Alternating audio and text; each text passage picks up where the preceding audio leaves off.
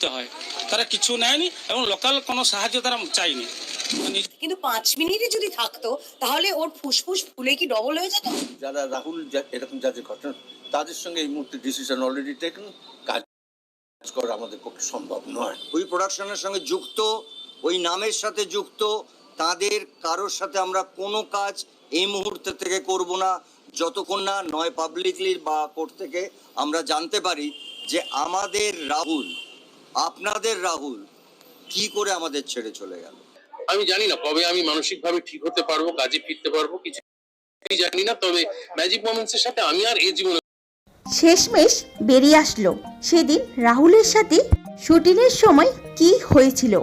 রাহুল হত্যার ডোনের সেই গোপন ফুটেজ তবে কি এবার পাস হয়ে গেল?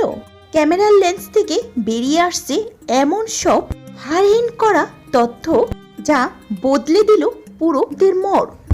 ডুবে যাওয়ার কয়েক মিনিটের মধ্যে উদ্ধারের দাবি করা হলো রাহুলের পাকস্থলে পাওয়া গেল অতল সমুদ্রের বার্লি আর কাদা। আজ আমরা জানবো ডোনের সেই রহস্যময় ফুটেজটি নিয়ে।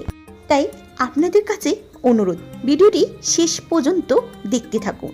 রাহুল কি সত্যি জলে ডুবে মারা গেছে, নাকি এটি ছিল কোনো প্ল্যান যা কিনা আজ পর্যন্ত ধোঁয়াশার মধ্যে রয়ে গেল? তাছাড়া অনেকে বলতেছে ড্রোন শটে নাকি কোনো রকম শুটিংই ছিল না, তারা কারো কাছে কোনো প্রকার পারমিশন না নিয়ে শুটিংটা করতে চালু করে। ইতিমধ্যে রাহুলের ঘটনাটি নিয়ে এফআইআর চলতেছে, তদন্ত হচ্ছে যে আসল দোষী কে। তাছাড়া ইতিমধ্যে বেরিয়ে আসছে অনেক চাঞ্চল্যকর তথ্য। তো চলো বাড়তি কথা না বলে সরাসরি ভিডিও স্ক্রিনে চলে যাই।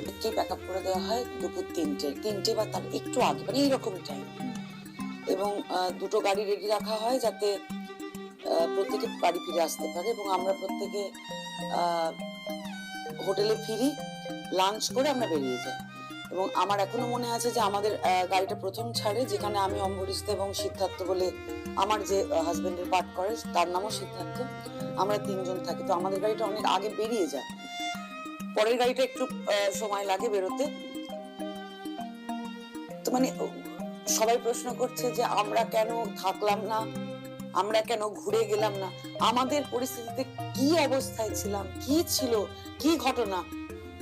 কেউ তো ওখানে প্রেজেন্ট ছিলেন না, কেউ তো জানেন না।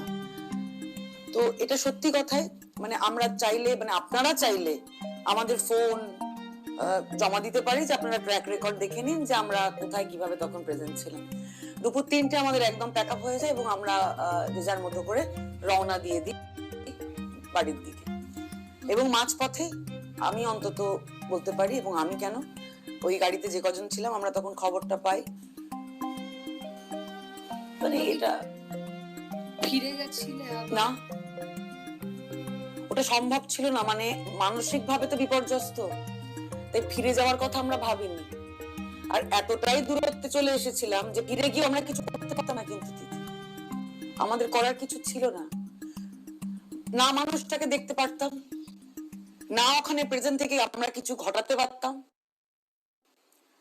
না লোকটাকে ফিরিয়ে আনতে পারতাম। আমাদেরকে যেটা ভাবছেন আপনাদের মতো করে ভাবুন, আমরা পারি ফিরে যেতে। আমার অন্তত মনে হয় যে এই দিক থেকে আমরা কোনো অন্যায় করেছি, যদি অন্যায় করি সেটা অপরাধ হবে। মানুষটাকে এইটুকু না বলতে পারি যে তোমার সঠিক তদন্ত হোক, সেটুকু যদি না বলতে পারতাম তাহলে আরো বেশি কষ্ট হতো। তো সেটুকুই বলেছি তোমাদের কাছে। লাস্টের একটা